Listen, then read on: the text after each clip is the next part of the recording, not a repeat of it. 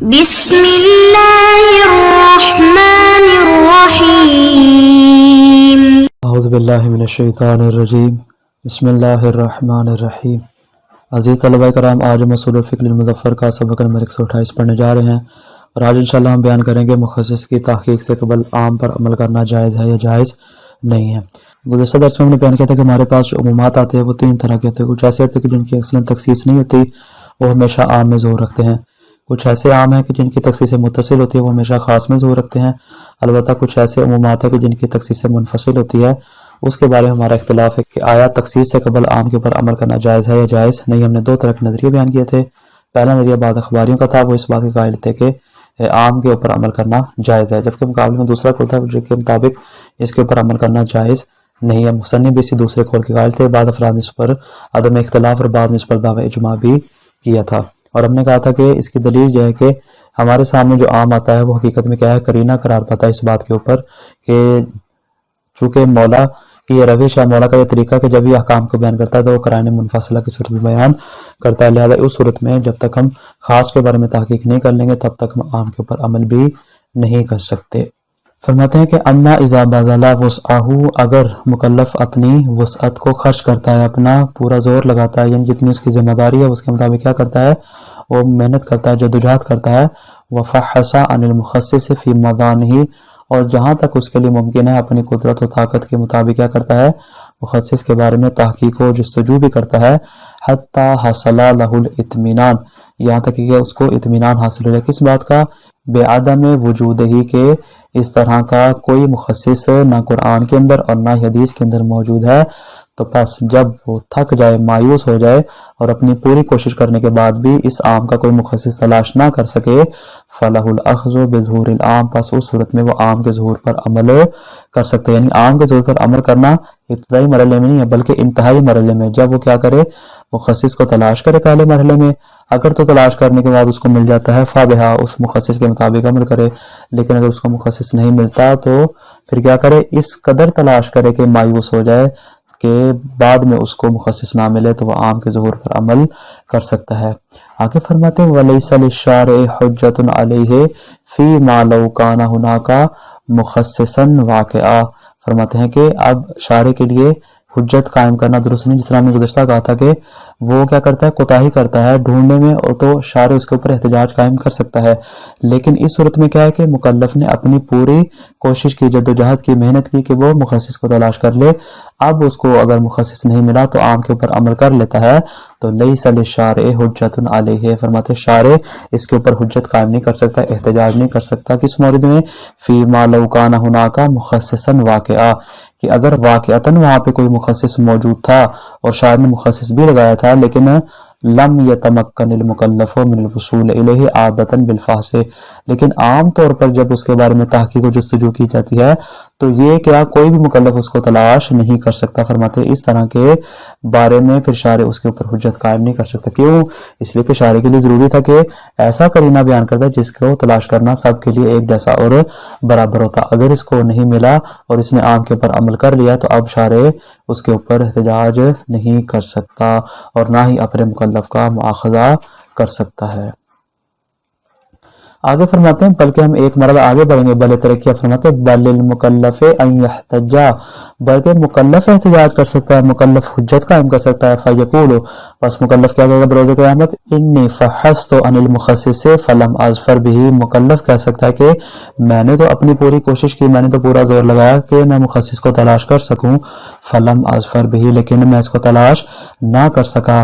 آگے فرماتے ہیں ولو کان مخصص هناك، اگر واقعتاً کوئی ایسا مخصص ہوتا، کان ینبغی بیانہ علی وجہ لو فحصنا عنہ عادۃ لوجدناہ فی مضانہ، فرماتے اگر حقیقتاً کوئی ایسا مخصص ہوتا تو مکلف کے لیے بیان کرنا ضروری تھا، اور بیان ایسے نہیں کہ اس کو ایسے مشکل مقام پہ رکھ دے کہ کوئی اس کو تلاش نہ کر پائے، فرماتے نہ، بلکہ اس انداز میں اس کو بیان کرنا ضروری ہے کہ لو فحصنا عنہ عادۃ، اگر عام حالات میں ہر انسان اس کو تلاش کرنا چاہے، لوجدناہ فی مضانہ، تو اپنی طاقت اور اپنی قوت کے مطابق اس کو تلاش بھی کر سکے. وَإِلَّا کا مطلب کیا کہ شاعر نے تو ایک ایسا مخصص بیان کیا ہے لیکن مکلف کے لیے اس کو تلاش کرنا آسان نہیں ہے. جب تلاش کرنا آسان نہیں ہے تو فرماتے اس صورت میں اگر وہ عام پر عمل کر لیتا ہے فلا حجت فیہ علینا، فرماتے اس طرح کا مخصص ہمارے اوپر حجت قائم نہیں کر سکتا. فقط وہ ہمارے لیے حجت ہوگا کہ جو شاعر بیان بھی کرے اور اس کو اس انداز سے بیان کرے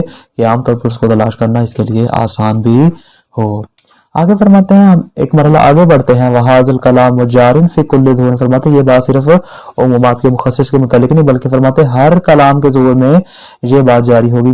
یہ جستجو اسی انداز سے ہر کلام میں کی جائے گی. آپ کے سامنے کوئی بھی کلام آتا ہے چاہے آیات قرآنی حدیث نبویہ سے ہٹ کر ہی کیوں نہ، کسی بھی عام انسان کا کلام ہی کیوں نہ ہو، آپ کے لیے جب تک اس کے تمام قرائن اور مخصصات کے بارے میں جستجو نہیں کر لیتے تو فرماتے تب تک اس کے اوپر عمل کرنا جائز نہیں ہے. فَإِنَّهُ لَا يَجُوزُ الْأَخْذُ بِهِ إِلَّا بَعْدَ الْفَحْصِ عَنِ الْقَرَائِنِ الْمُنْفَصِلَةِ، فرماتے اس کے اوپر عمل کرنا جائز نہیں ہے اور اس کلام کے ظاہر کے مطابق عمل کرنا جائز نہیں ہے، لیکن کب؟ جب آپ قرائن منفصلہ کے بارے میں تحقیق کر لیں گے اس کے بعد اس کے اوپر عمل کرنا آپ کے لیے جائز ہوگا. نتیجہ فَإِذَا فَحَصَ الْمُكَلَّفُ، مکلف تو تحقیق کرتا ہے، اس نے اپنی جستجو کی لیکن وَلَمْ يَظْفَرْ بِهَا، اور اس نے کسی بھی قسم کے قرینہ منفصلہ کو نہیں پایا، کسی قسم کے مخصص منفصلہ کو نہیں پا سکا. فَلَهُ أَن يَأْخُذَ بِالظُّهُورِ وَيَكُونُ حُجَّةً عَلَيْهِ، فرماتے یہ اس ظہور کو بھی عکس کر سکتا ہے اور صرف عکس نہیں کر سکتا بلکہ یہ ظہور اس کے اوپر حجت بھی بنے گا. یعنی اب یہ بروز قیامت احتجاج کر سکے گا، حجت قائم کر سکے گا. مقابل میں جو شارع ہے، جو متکلم ہے، وہ اس کے اوپر حجت قائم نہیں کر سکتا. یہ صورتحال ہر کلام میں آ جائے گی. آگے فرماتے ہیں جب ہم نے یہ بات بیان کر دی کہ یہ بات صرف مخصصات کے باب میں نہیں بلکہ ہر کلام کے اندر ہی ہے، فرماتے ہیں یہاں پہ ہم ایک بطور کلی قاعدہ کلی عکس کر لیتے ہیں جو آپ کو ہر مقام پہ فائدہ دے گا.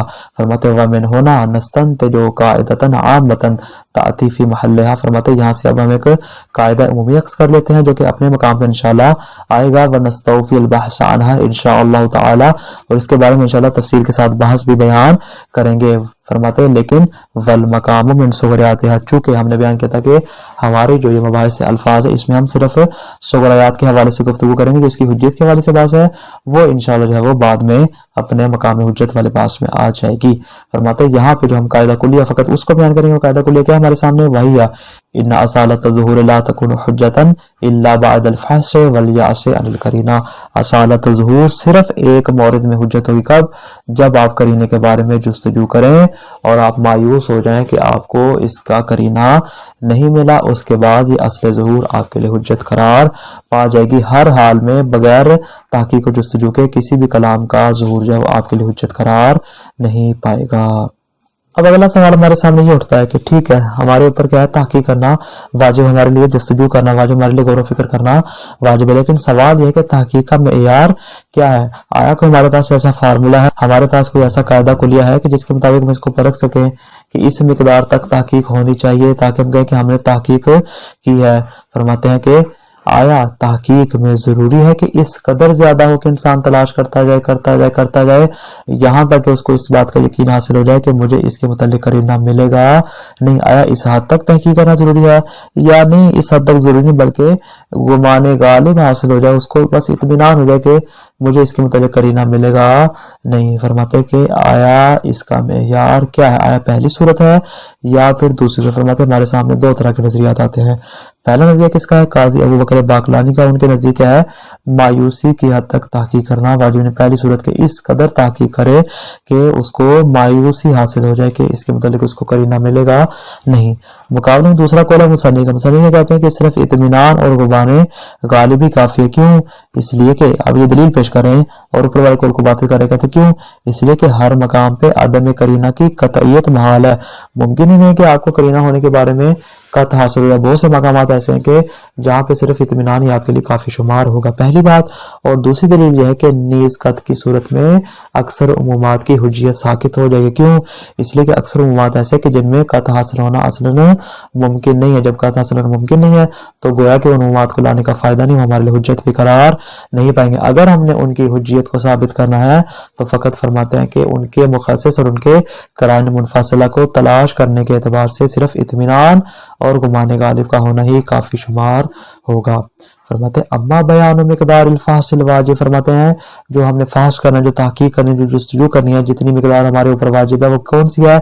سوال اہو الذی، سوال اہو الذی یوجب الیأس علی نحو القطع بعدم القرینہ، آیا ایسی تحقیق ہونی چاہیے کہ جو مایوسی کو واجب کر دے، اس طرح کے اس کو قطع اور یقین حاصل ہو جائے کہ یہاں پہ کسی قسم کا قرینہ موجود نہیں ہے، آیا اس حد تک زیادہ تحقیق ہونی چاہیے؟ دوسری صورت او علی نحو ظن الغالب والاطمینان بعدمها، یا فقط اتنی تحقیق کافی ہے کہ اس کو کیا ہو جائے؟ گمان غالب اور اطمینان حاصل ہو جائے کہ مجھے اس کے متعلق قرینہ ملنے والا نہیں ہے۔ فرماتے فذالک موکول الی محلہ، اس کی تفصیل انشاءاللہ اپنے مقام پہ آئے گی، لیکن البتہ یہاں پہ ان دو نظریات میں سے مصنف آپ نے کیا نظر کیا؟ فرماتے والمختار کفایت الاطمینان، میرے نزدیک ظن غالب اور اطمینان ہونا ہی کافی ہے، اس کے متعلق قطع حاصل کرنا ضروری نہیں۔ وجہ ہم نے بیان کر دی، کیوں؟ ہر مقام پہ قطعیت آپ کو حاصل نہیں ہو سکتی، اور دوسری بات قطع کی صورت میں اکثر عمومات کی حجیت ساقط ہو جائے گی اور یہ درست نہیں ہوگا۔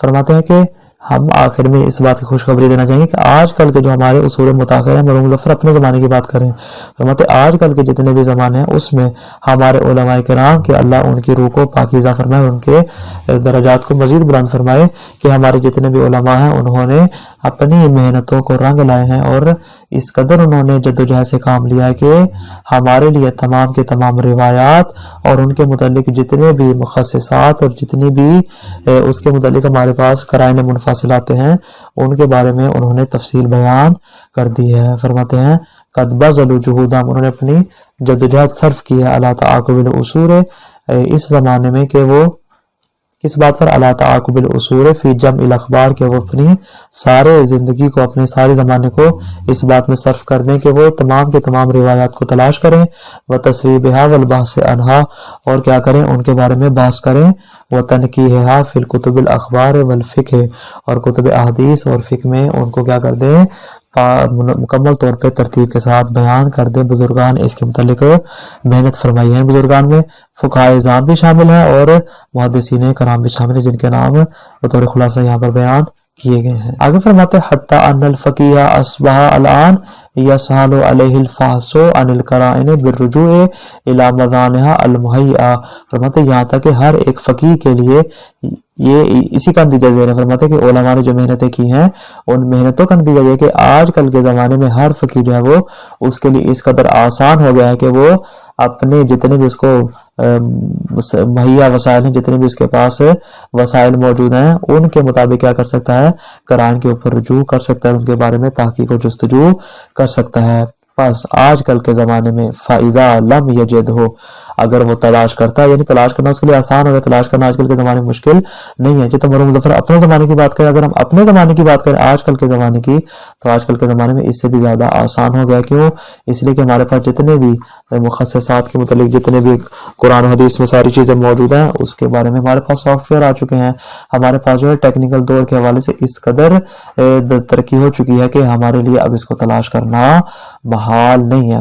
فَإِذَا لَمْ يَجِدْهُ، آج کل کے زمانے میں اگر کوئی تلاش کرے لیکن اس کے باوجود بھی اس کو لم یجدہ کسی قسم کا قرینہ منفصلہ ملتا نہیں ہے، فرماتے یحصل له القطع غالبا بعدمها، غالباً اس کو قطع حاصل ہو جاتا ہے۔ یعنی پہلے تو مصنف نے یہ بات کر دی کہ قطع حاصل کرنا ہر ایک مقام پہ ممکن نہیں ہے، لیکن فرماتے ہیں کہ آج کل کے زمانے کو دیکھیں، فرماتے ہیں تو اس قدر آسانی پیدا ہو چکی ہے کہ اگر ہمیں ڈھونڈنے کے باوجود بھی کوئی قرینہ نہیں ملتا تو اس کا مطلب یہ ہے کہ ہمیں اس بات کا قطع حاصل ہو جائے گا یہاں پہ کسی قسم کا قرینہ موجود نہیں ہے۔ خلاصہ کیا ہوا آج کے درس کا؟